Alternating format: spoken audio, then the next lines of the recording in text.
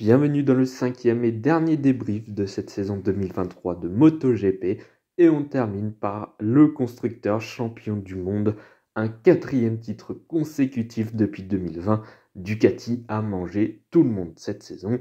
N'oubliez pas de liker, partager, commenter et surtout vous abonner à la chaîne, c'est très important. On est parti pour le tout dernier bilan de cette saison. Je crois qu'on va aller très vite sur Ducati parce qu'en fait, ils ont écrasé tout le monde. 17 victoires cette saison en 20 courses. Il n'y a que 2 victoires qui sont revenues à Aprilia et une qui est revenue à Honda. Tout le reste, c'est pour la marque italienne et ils ont remporté aussi 16 courses sprint. C'est juste monstrueux. Et le pire là-dedans, c'est que leurs 4 équipes ont remporté au moins une course cette saison. Toutes les équipes Ducati ont remporté une course. Pourtant, je rappelle qu'il y en a 2 des 4 équipes qui possèdent une Ducati 2022. Et ils arrivent quand même à battre les autres motos qui sont de 2023. Au moins cette année, on a une belle lutte au championnat entre les pilotes Ducati, notamment 2 d'entre eux qui ne sont pas dans la même équipe. Francesco Bagnaia dans l'équipe officielle Ducati, ainsi que Rollray Martin dans l'équipe Prama qui est championne du monde cette saison. Je crois que c'est la première équipe privée à être champion du monde au championnat des équipes. Donc, franchement, ils ont fait une très très belle année. De toute façon, Ducati, globalement, a fait une superbe année. On ne peut pas dire autre chose. Il n'y a rien à faire. Ducati est au-dessus du lot depuis 2021. Après, vous me direz, avec 8 motos, c'est sûr que c'est plus facile d'être devant. Et je pense que c'est pas prêt de s'arrêter. L'année prochaine, Ducati sera encore champion du monde, très certainement. Dans 2-3 ans, je pense qu'ils seront champions aussi. Donc, bref, Ducati règne sur la MotoGP, très clairement. Bon, la moyenne de Ducati sur les notes que j'ai données sur les débriefs cette saison, 17,70, c'est quasiment 5 points de plus que KTM et Aprilia. Donc bon, voilà, c'est 7 points de plus que les constructeurs japonais. J'en rajoute pas plus. Ça montre que la saison de Ducati, elle est exceptionnelle, tout simplement. Quelle saison de Francesco Bagnaia, encore une fois. Il a remporté son 2e titre en championnat du monde après son titre l'an dernier qu'il avait acquis après une longue et folle remontée en fin de saison 2022. Cette saison, il a été beaucoup plus constant, il a fait beaucoup moins d'erreurs aussi, Francesco Bagnaia. Il monte quand même sur 16 podiums en 19 courses parce qu'il n'a pas participé au Grand Prix de Catalogne, puisque on le sait, au premier départ, il a eu cette terrible chute. Il n'a pas pris part au 2e départ, évidemment. Donc avec une course en moins, quand même, il a été champion du monde. Cette année, il a beaucoup mûri, je trouve, quand même, parce qu'il a été très constant et surtout pas d'erreur de commise, à part au début d'année. Ça a été compliqué le début d'année, hein, avec une chute en Argentine, une autre chute au Grand Prix des Amériques alors qu'il était en tête, et puis un contact avec Maverick Viñales au Grand Prix de France. Et également sa chute au Grand Prix d'Inde. Mais quand même, globalement, il faut dire que Francesco Bagnaia a effacé en partie les erreurs qu'il avait faites ces dernières années, où clairement, il tombait quand même pas mal de fois, surtout quand il était en tête de la course. Ça lui est arrivé encore cette année, en Amérique notamment, mais beaucoup moins. Surtout en deuxième partie de saison, il n'y a quasiment pas d'erreur de Francesco Bagnaia. Faut dire aussi qu'il a très bien géré sa deuxième partie de saison, qui n'a pas été la plus facile pour Francesco Bagnaia, qui a vu le retour de Rollray Martin de très près. Il y a eu une grosse lutte avec le pilote espagnol. Il n'a pas cédé à la pression, alors qu'on pensait qu'il allait potentiellement tomber plus ou qu'il allait lui arriver plus de choses en deuxième partie de saison avec la pression. Eh bien, ça n'est pas arrivé et il a même eu pas mal de chance parce que les dernières courses, eh bien, en essai, il n'y arrivait pas. En qualification, c'était aussi compliqué. Et la course au sprint aussi avait été compliquée sur les dernières courses. Et puis, par miracle, il a trouvé un truc pour la course principale. Et ça lui a sauvé un petit peu la fin de saison pour aller chercher le titre mondial face à Rollray Martin. Parce qu'il a devancé le pilote espagnol plusieurs fois en course principale. Alors qu'en début de week-end, Martin était clairement au-dessus de Francesco Bagnaia. Donc il a pas mal géré son avance qu'il avait sur Rollray Martin pour être champion du monde lors du dernier week-end à Valence. La moyenne de Francesco Bagnaia sur cette saison, elle est de 15,68. Je vous le dis tout de suite, c'est la meilleure note parmi les titulaires de cette saison. Assez logique. Il est juste derrière Dani Pedrosa, mais lui, Il n'a été que wildcard, il n'a fait que 2 courses, donc ça compte pas forcément. Mais ouais, ça prouve quand même que Bagnaia a fait une très belle saison. Et puis bon, il y a le titre de champion du monde au bout, donc forcément c'est une très belle année. En revanche, pour son coéquipier Enea Bastianini, qu'on attendait à la bataille pour le titre mondial, on pensait même qu'il allait avoir quelques petits problèmes en interne au sein de l'équipe Ducati officielle entre Francesco Bagnaia et Enea Bastianini, qui s'était déjà battu sur la piste l'année dernière, mais au moment où Bastianini était encore dans l'équipe Gresini, donc ça passait encore. Là, cette année, on attendait Bastianini assez haut dans le classement. Il était 3e l'année dernière. Et puis au final, eh bien, sa saison a été catastrophique, sauvé par sa victoire miraculeuse au Grand Prix de Malaisie, où il a vraiment été très très bon sur ce week-end-là. Mais à part ça, ça a été très compliqué, avec en plus une saison ponctuée par des blessures. Au Grand Prix du Portugal, où il se fait percuter par Marini, il se blesse en course sprint. Et puis une autre blessure un peu plus tard dans la saison au Grand Prix de Catalogne, où il shoot 4 pilotes, je crois, au premier virage lors du premier départ. Donc il se blesse à ce moment-là. Il rate encore quelques Grands Prix. Donc ça a été clairement une saison complètement ratée de la part d'Enea Bastianini. Les Grands Prix où il était là, il n'a pas forcément performé. Alors disons que la plupart du temps, il a terminé dans le top 10 tout de même. Il n'était pas non plus largué comme peuvent l'être par exemple Joan Mir, qui est dans une équipe officielle mais qui était vraiment dans les choux. C'était pas complètement le cas d'Enea Bastianini, il était quand même présent. Enfin, ça va, il était en milieu de peloton, ça se passait correctement. Mais c'est sûr que quand on voit ce qu'il a fait déjà depuis le début de sa carrière en MotoGP en 2021, on attendait Enea Bastianini beaucoup plus haut. La moyenne d'Enea Bastianini sur cette saison 2023, elle est quand même de 12,09. Alors je pense que j'ai surnoté, surtout au début, quand il a commencé à faire des top 10 dès son arrivée, en tout cas son retour de blessure à partir du Grand Prix d'Italie. Je l'ai peut-être un peu surnoté avec la blessure. Je pense que je me suis un peu raté. Clairement, sa saison ne vaut pas 1,12. Mais bon, avec les notes que je lui ai données, sa moyenne est de 12. Quel spectacle nous a donné Rolleré Martin, qui finit vice-champion du monde cette saison et qui a porté son équipe Pramac jusqu'au titre de champion par équipe cette saison, une première pour une équipe privée. Franchement, Rolleré Martin, il a complètement changé de visage en deuxième partie de saison. Il a été, je pense, le meilleur pilote en deuxième partie de saison. Vraiment dommage que son début de saison ait été gâché par une chute à Portimao, donc il n'était pas responsable puisque c'est Marquez qui l'a percuté.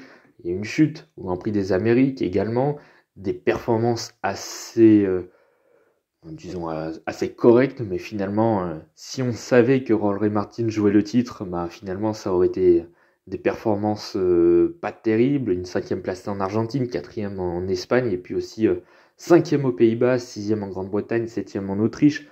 Donc c'est des positions quand on joue un titre face à Francesco Bagnaia qui sont pas extrêmement bonnes. Mais bon voilà, en première partie de saison, Rolleré Martin n'était pas en capacité de jouer le titre. En tout cas, on ne pensait pas le pilote espagnol capable de jouer le titre. Et lui non plus, je pense qu'il était plus en train de essayer de faire la meilleure saison possible. Et puis au final, il a été tellement bon en deuxième partie de saison qu'il a même pu rêver du titre mondial. Imaginez quand même que Rolleré Martin a quasiment remporté la moitié des courses sprint de l'année. 9 victoires en course sprint sur 19 disputées. Je rappelle que celle de l'Australie n'a pas été disputée. Il aurait pu très bien la gagner celle-là aussi.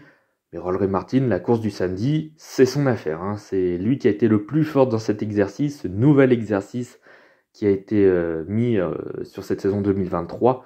Eh bien, Rolleré Martin s'est particulièrement bien adapté à cela. Bon, en qualification, c'est toujours une flèche, Rolleré Martin. Alors au début, il a mis quand même pas mal de temps avant de chercher sa première pole position de la saison. On a dû attendre quand même le Grand Prix de Saint-Marin, donc en deuxième partie de saison, pour qu'il obtienne sa première pole position de l'année. Rolleré Martin, c'est vraiment une flèche en qualification. Dès sa première année en 2021, il avait obtenu déjà quelques pole positions. Et puis l'année dernière aussi, il en avait quand même pas mal. Franchement, Rolleré Martin, sur un tour, il est vraiment très très bon. Maintenant, le problème en deuxième partie de saison, surtout, c'est qu'il y a eu quelques petites erreurs qui lui ont finalement peut-être coûté le titre mondial. Je pense notamment à son choix pneumatique au Grand Prix d'Australie, qui n'a pas été le bon. Après, c'est plus facile de dire après.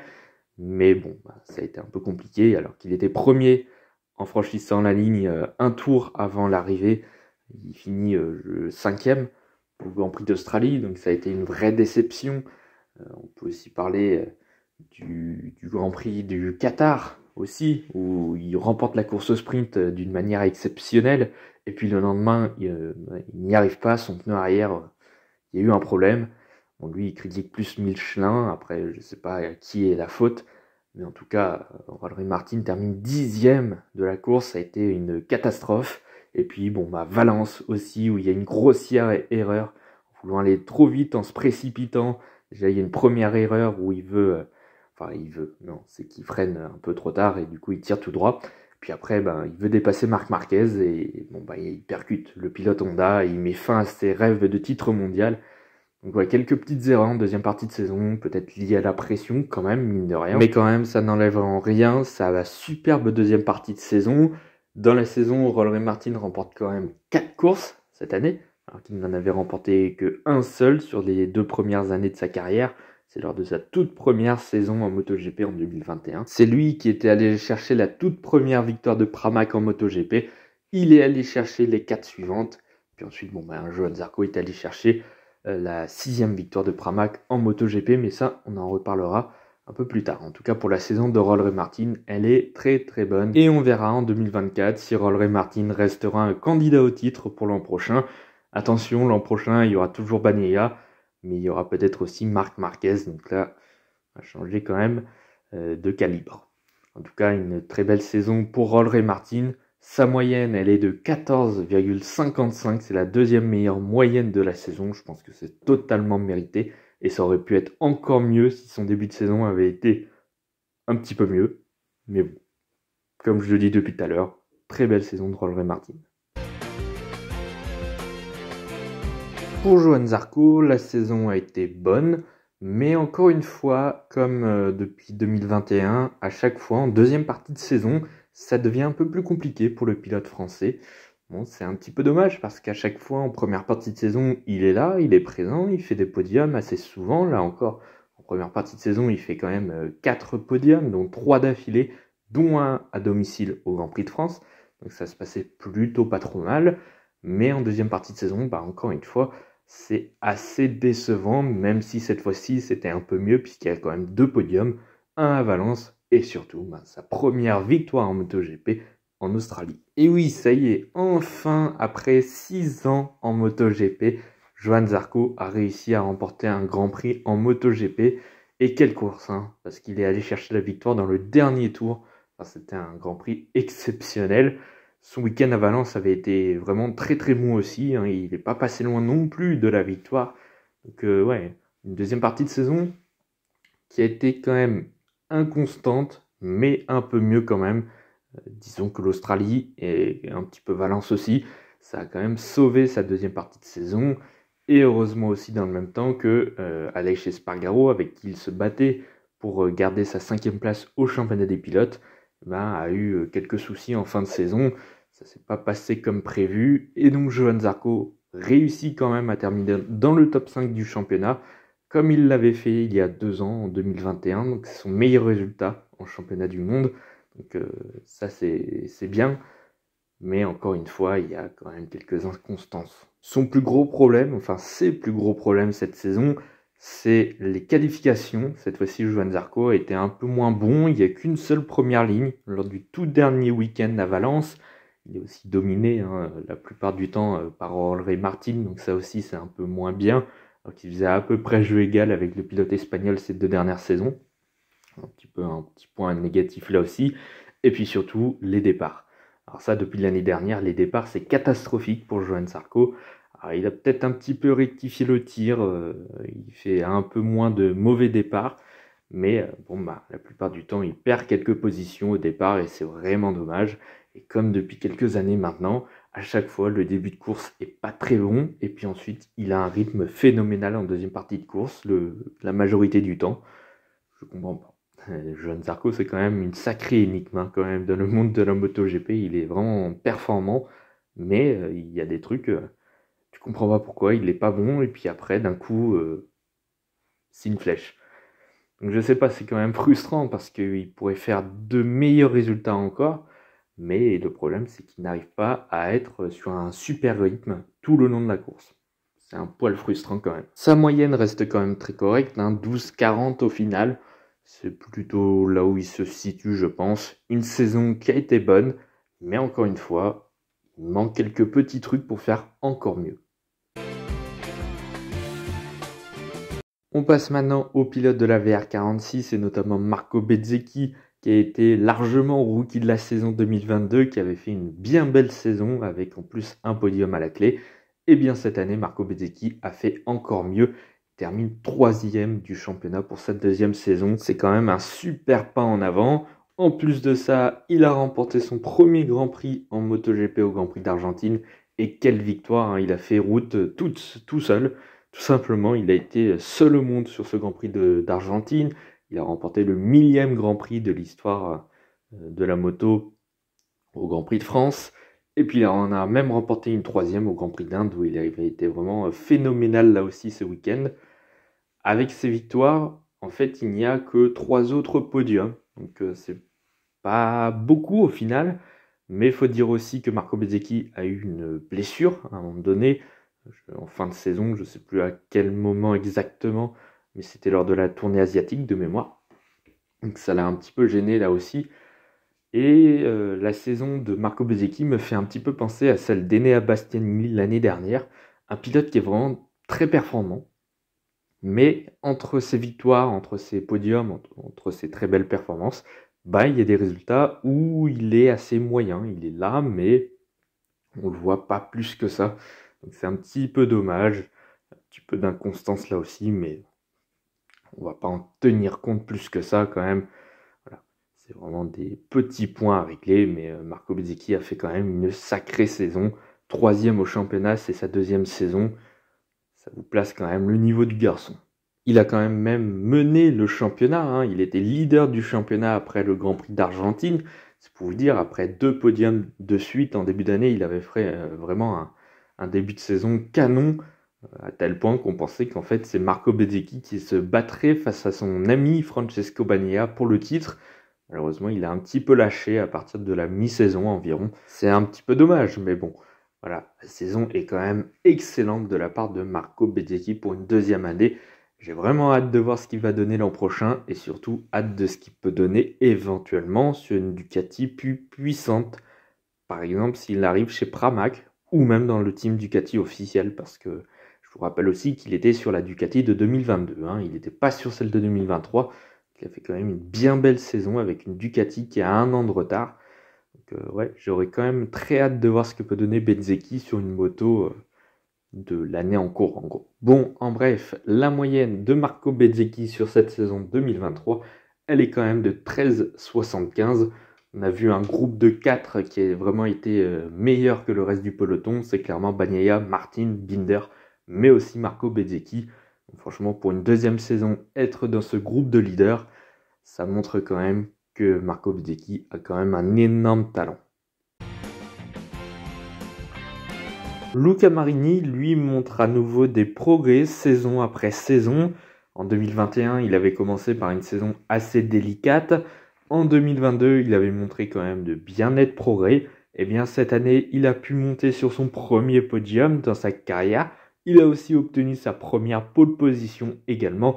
Donc une bien belle saison, encore mieux que 2022. Luca Marini, c'est pas un pilote qui a le talent pur, qui vient tout de suite, un petit peu comme Marco Bezzecchi par exemple, qui a tout de suite très bien performé dès le départ.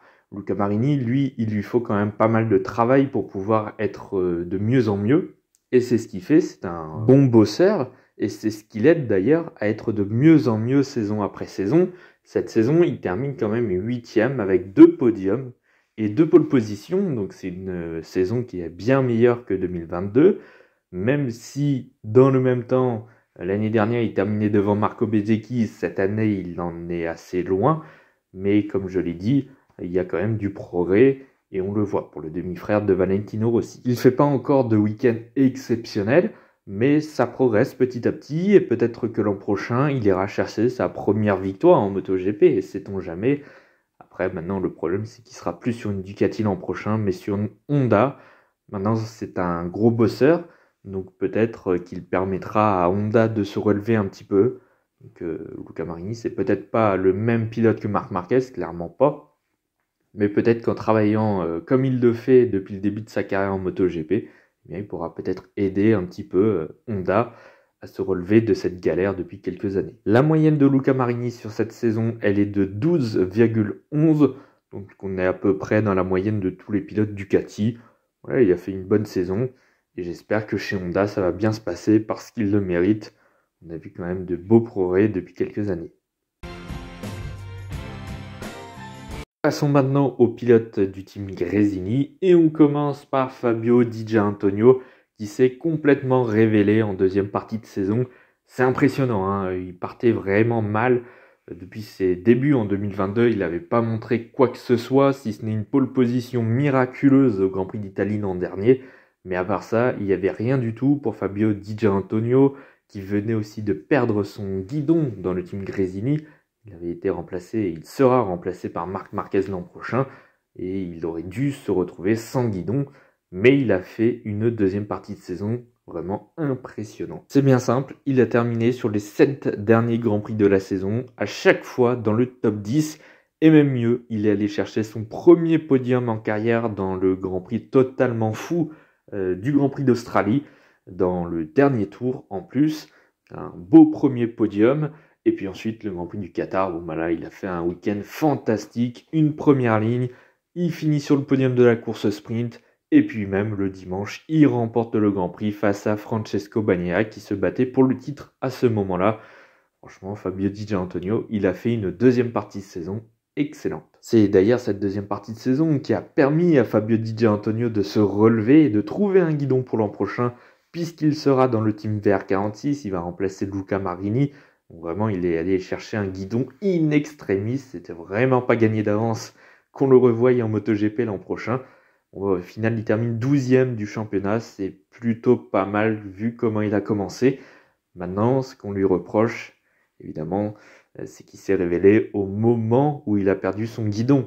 Donc on peut avoir des doutes quant à sa performance réelle. Enfin, disons que il a peut-être pas tout mis dans son début de saison, alors qu'il en avait peut-être le potentiel. Peut-être que c'est arrivé pile au moment où il a perdu son guidon, et c'est comme ça. Mais du coup, ça vient en lien avec la perte de son guidon. Et du coup, je suis un peu plus sceptique quant à ses performances. C'est un petit peu dommage, ça gâche un petit peu le fait que Fabio Di Giannantonio a vraiment été excellent en fin de saison. Donc j'attends de voir ce que va donner Fabio Di Giannantonio dès le début de saison 2024 avec la VR46. À voir si finalement il se sera révélé seulement pour retrouver un guidon l'an prochain ou si réellement Fabio Di Giannantonio a trouvé le truc qui a fait qu'il est passé du fond de peloton à la tête du peloton. Sa moyenne sur la saison à Fabio Di Giannantonio, elle est de 11,80, mais évidemment, il y a eu beaucoup de mauvaises notes que je lui ai attribuées en début de saison, justement parce qu'il n'était pas vraiment très performant en début d'année. Pour sa deuxième saison, c'était très décevant son début d'année. Et puis bon, bah évidemment, toute cette moyenne s'est relevée avec les superbes performances que nous a offert le pilote italien en fin de saison.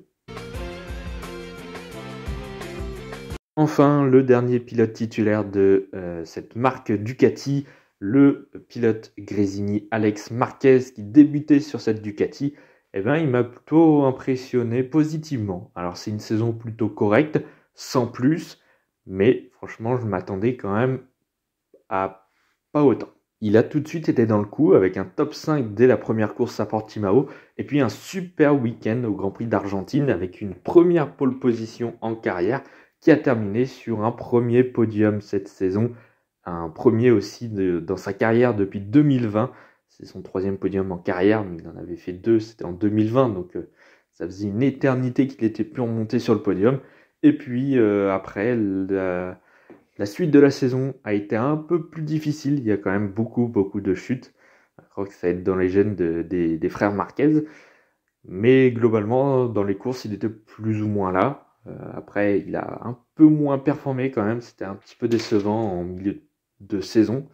Et puis en fin de saison, à nouveau, après sa blessure du Grand Prix d'Inde, on l'a retrouvé un peu mieux, et notamment avec un deuxième podium lors du Grand Prix de Malaisie, où il a fait un superbe week-end. C'était probablement son meilleur week-end dans sa carrière en MotoGP, avec la victoire en Malaisie, puisqu'il y a aussi 2 victoires en course sprint, en Grande-Bretagne et en Malaisie.